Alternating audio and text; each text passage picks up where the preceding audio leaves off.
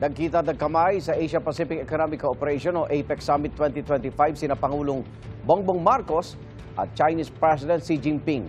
Ayon kay Pangulong Marcos, hindi nila napag-usapan ang issue ng Pilipinas at China tungkol sa West Philippine Sea. May unang balita si Bernadette Reyes.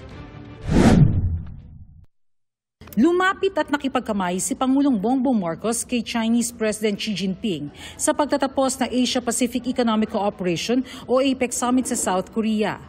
Ayon sa Pangulo, binati niya si Xi para sa APEC chairmanship ng China sa 2026. Ang hirap lapitan talaga. You know, meron kaming holding room. But every time he comes in, he's surrounded by his security. So, ayoko namang mamilit, baka suntukin pa ako ng security guard niya. But when we came to the end, sabi ko, nakakahiya ito. Hindi pa ako bumabate.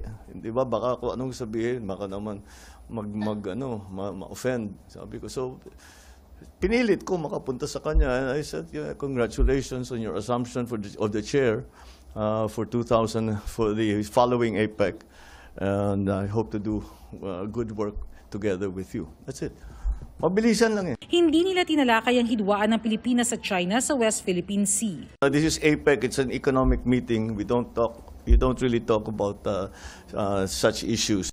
Habang nagaganap ang APEC Summit, napagkasunduan ng Pilipinas at Amerika sa ASEAN Defense Ministers Meeting sa Kuala Lumpur, Malaysia, ang pagbuo ng Task Force Philippines kung saan bubuo ng bagong sistema para sa patuloy na interoperability at kahandaan ng dalawang bansa at pigilan ang paglala ng tensyon sa South China Sea. I hope it will lower the tensions in West Philippine Sea. It will certainly not heighten them because it's not something new. Bago ang APEC Summit, lumahok sa multilateral naval exercise sa ating exclusive economic zone ng mga barko ng Pilipinas, Amerika, Australia at New Zealand. 5 warship ng China naman ang namataang nagmamasid.